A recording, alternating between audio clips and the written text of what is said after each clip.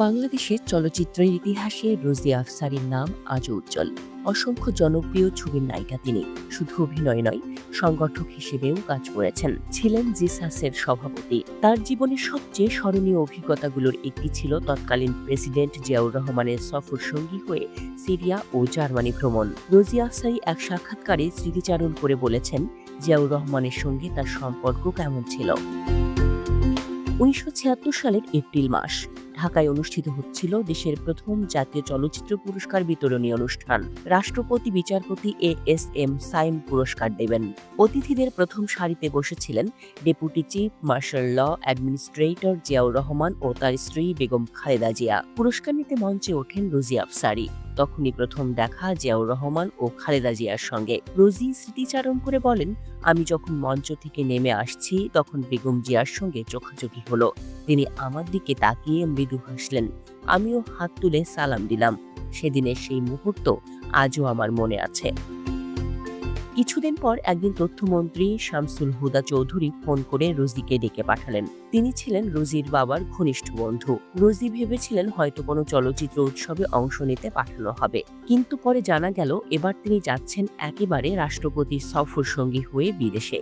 গন্তব্য সিরিয়া ও জার্মানি। রোজির ভাষায়, শুনেই আমি নেচে উঠেছিলাম। আমি ভাগ্যবান যে প্রেসিডেন্টের সফর সঙ্গী হচ্ছি। এর আগে কোনো চলচ্চিত্র শিল্পী বাংলাদেশের কোনো রাষ্ট্রপ্রধানের সফর সঙ্গী হননি। আমি প্রথম। ১৯৮১ সালের ৪ মে যাত্রার আগে প্রেসিডেন্ট জিয়া সংস্কৃতি জগতের মানুষের সঙ্গে মতবিনিময়ের আয়োজন করলেন প্রেসিডেন্ট ভবনে। শিল্পী, সাংবাদিক, উকিল, ডাক্তার, বিভিন্ন ক্ষেত্রের মানুষ সেখানে হাজির ছিলেন। চলচ্চিত্র থেকে ছিলেন রোজি আফসারী ও নায়ক উজ্জ্বল। সন্ধ্যায় খাবারের আয়োজন করা হলো, কিন্তু মেনু দেখে রোজি বিস্মিত। মাছ, ভর্তা, ভাজি আর ডাল। তিনি বুঝলেন প্রেসিডেন্ট জিয়া ছিলেন অত্যন্ত সাধারণ জীবনযাপনের মানুষ। নিজে রাষ্ট্রপতি হয়েও বিলাসী খাবার পছন্দ করতেন না। খাবার টেবিলে বসেই রোজির দিকে তাকিয়ে জিয়া বললেন, তাহলে তো আগামীকাল যাচ্ছি, তাই না? রোজি নরম স্বরে উত্তর দিলেন, জি স্যার। সিরিয়ায় পৌঁছে তারা পেলেন অভূতপূর্ব সংবর্ধনা। প্রেসিডেন্ট জিয়াকে দেয়া হলো লাল গালিচা অভ্যর্থনা, বাজানো হলো জাতীয় সঙ্গীত। রাষ্ট্রীয় নৈশভোজে ও আনুষ্ঠানিক সভায় রোজি ও উজ্জ্বলকে পাশে বসানো হলো। আয়োজকরা বলতেন, প্রেসিডেন্টের সফরে চলচ্চিত্র শিল্পীদের উপস্থিতি ভিন্ন মাত্রা যোগ করেছে। রোজির অনুভূতি ছিল অন্যরকম।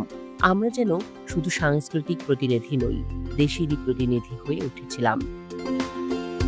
সিরিয়ায় কয়েকদিন কাটানোর পর যাত্রা হলো জার্মানির পথে। আকাশ থেকে নামার আগে হঠাৎ 4টি যুদ্ধ বিমান এসে তাদের বিমানকে নিরাপত্তা দিয়ে নামালো। জার্মানির এয়ারপোর্টে প্রেসিডেন্ট জিয়াকে দেয়া হলো গার্ড অব অনার। বাংলাদেশের জাতীয় সঙ্গীত বাজতে শুরু করতেই রোজির চোখ ভিজে উঠল। জার্মান সফরে প্রেসিডেন্ট তাদের ঘুরে ঘুরে দেখালেন জাদুঘর, কয়লার খনি, গ্রামীণ জনপদ। সারাদিন সরকারি ব্যস্ততা সেরে রাতেও শিল্পীদের খোঁজ খবর নিতেন তিনি। রোজি বলেন, কোনো গুরুত্বপূর্ণ জায়গা বাদ পড়েছে কিনা সে কথা তিনি জিজ্ঞেস করতেন, অথচ আমরা ক্লান্ত হয়ে পড়তাম। তিনি কখনোই ক্লান্ত হতেন না। সবচেয়ে স্মরণীয় দিন ছিল রাইন নদীর নৌবিহার। রাষ্ট্রপ্রধানদের জন্য বিশেষভাবে সংরক্ষিত সেই জাহাজে উঠেছিলেন জার্মানির চ্যান্সেলর ও তার স্ত্রী, সঙ্গে ছিলেন জিয়া ও খালেদা জিয়া। হঠাৎ জিয়া রোজিকে ডাকলেন। তিনি বললেন, তুমি জানো এই শিপটি জার্মানির একজন মহান অভিনেতার নামে উৎসর্গ করা হয়েছে। তাকে জনগণের শিল্পী বলা হয়। তারপর রোজিকে উদ্দেশ্য করে বললেন, তোমরা দেশে গিয়ে এমন কাজ করবে যাতে তোমাদেরও জনগণের শিল্পী বলা যায়।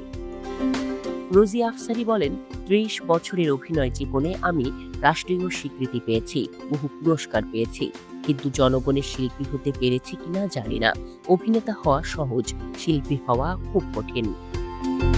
রোজির দৃষ্টিতে জিয়াউর রহমান চলচ্চিত্র শিল্পকে আলোর পথে নিয়ে যাচ্ছিলেন।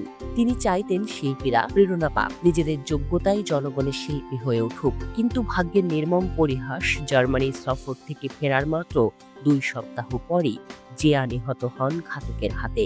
রোজির বেদনা ভরা কণ্ঠে তিনি যে স্বপ্ন দেখেছিলেন তা অসমাপ্তই রয়ে গেল। আমরা আবার অন্ধকারে হারিয়ে গেলাম। Desk report, Dhaka express.